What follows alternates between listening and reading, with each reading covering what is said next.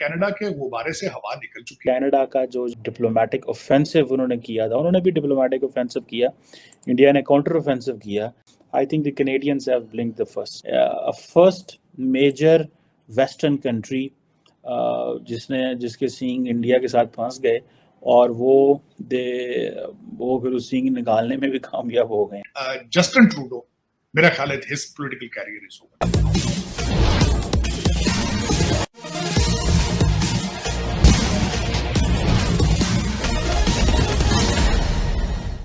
Canadian government ने कहा है कि प्राइवेट में बात करना चाहते हैं। हाँ, क्या कहेंगे? नहीं, उनके आरजू कनाडा के गुब्बारे से हवा निकल चुकी है। जिस तरीके से भारत ने उनको आगे से रीबट किया, कल की जो खबर ये थी कि उन्होंने काफी डिप्लोमेट्स को कहा कि यहाँ से ले जाएं वापस। और दूसरा, ट्रूडो साहब तो खैर जब उन्होंने ये एलिगेशन लगाई थी दूसरे तीसरे दिन ही उन्होंने कह दिया था कि हमारा मकसद जो था वो भारत को प्रोवोक करना नहीं था। फिर उसके बाद दूसरी स्टेटमेंट में उन्होंने कहा था कि भारत 5वीं बड़ी इकॉनमी है और दूसरा उनका जियो इस वक्त इकोनॉमिक्स और खासकर इंडो पैसिफिक के हवाले से उन्होंने कहा था जो उनकी सिग्निफिकेंस है, ताइवान के हवाले से पूरी दुनिया की नजरें इस वक्त भारत पे हैं। तो कनाडा जो था वो अब बैकफुट पे है और जस्टिन ट्रूडो, मेरा ख्याल है his political career is over. तो मैं समझता हूं कि ये ब्लफ ब्लंडर और इसमें भारत इज विक्टोरियस और उसमें there is no match to India right now in diplomacy. मैं समझता हूं कि मोदी साहब has a very strong team, doctor Jaishankar, अगर आप उनका पोर्टफोलियो स्टडी करें, इट्स एन अमेजिंग। एक बड़ा इंटरेस्टिंग सिचुएशन है। फर्स्ट मेजर वेस्टर्न कंट्री जिसके सींग इंडिया के साथ फंस गए और वो फिर उस सींग निकालने में भी कामयाब हो गए। बट ये जो प्राइवेटली डील कर रहे हैं, अब इसको एक जो नया ट्विस्ट आएगा वो इंडियन मीडिया से आएगा, आप देखेंगे। और मीडिया कहेगा लोग देखो Narendra Modi without speaking a single word on this, ठीक है, मोदी साहब ने एक सिंगल लफ्ज भी नहीं बोला। डॉक्टर जयशंकर के वापस आने के बाद कनाडा में 2 रवैये हैं। क्या ट्रूडो साहब कह रहे हैं कि हम एस्केलेट नहीं करेंगे और फॉरेन मिनिस्टर जोली कह रही हैं कि मुझे इस इंफॉर्मेशन खबर का नहीं पता जो फाइनेंशियल टाइम्स ने दी है, जबकि जयशंकर ने घर आते ही इस तरह के काम कर दिया। सो इट मीन्स कि ये चीज़ जो है वो कनाडा को कन्वे हो चुकी है। कनाडा जो है वो अब ये चीज़ कर रहा है कि हम इंडिया के साथ प्राइवेटली बात करना चाहते हैं और ये इस स्टेटमेंट ने जारी बात है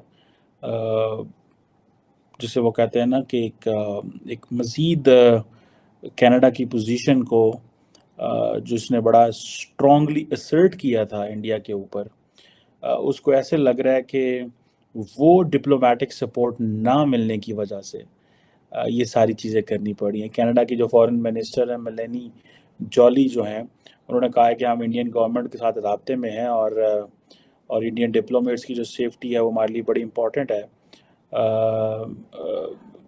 जिसे वो कहते हैं कि जो डिप्लोमेट्स हैं उनकी जो कन्वर्सेशंस हैं वो प्राइवेट ही रहनी चाहिए।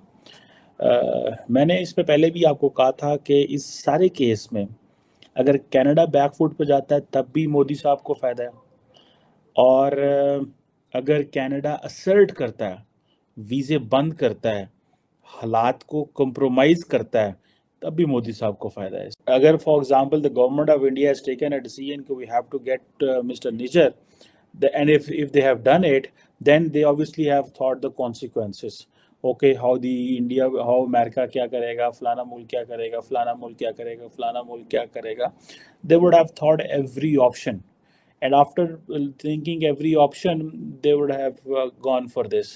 And then इसके domestic consequences क्या होंगे. So ये देखें, ये सारी जिस तरह की जो input है, that comes from Ajit Doval साहब जो हैं, he gives them basically he works on this national security and foreign policy को settle ही वो देख रहे होते हैं, but he doesn't like to speak, and for that वो the speaking जो voice है ये आम है इंडियन गवर्नमेंट की, वो डॉक्टर जयशंकर है to the international community. Canada के लिए कोई इतना ज़्यादा सपोर्ट वेस्ट से नहीं आई, and somehow India has also been successful, or the Canadians have failed to make the international community understand, or the Canadians have failed to the international community make understand कि ये उनके लिए political issue नहीं है, because India कह रहा है ये जस्टिन ट्रूडो के लिए पॉलिटिकल इशू है। एक जस्टिन ट्रूडो कहते हैं नहीं, this is an issue of sovereignty, हमारी कॉन्स्टिट्यूशन का मसला है, हम किसी मुल्क को लॉ नहीं करते कि हमारे मुल्क में आके एक्स्ट्रा जुडिशल किलिंग्स करें एंड ऑल दैट। सो ये अब जब जस्टिन ट्रूडो साहब से पूछा जाता है कि आप अगर इंडिया ने आपके लोगों को निकाल दिया तो आप क्या करेंगे, क्या आप भी इंडियंस को निकालेंगे? तो उन्होंने कहा है जी कि हम एस्केलेट सिचुएशन को नहीं करेंगे। अगर आप सिचुएशन को एस्केलेट नहीं कर रहे तो फिर आप क्या कर रहे हैं? आपने एस्केलेट किया, आगे से प्रेशर आया, आप पीछे हट गए, इंटरनेशनल कम्युनिटी ने अपनी सपोर्ट जो है वो इस हद तक दी आपको, एक रेटर की हद तक, जी ठीक है जी इम्पोर्टेंट है जी, बड़ा इम्पोर्टेंट है, हमारे लिए बड़ा इम्पोर्टेंट है।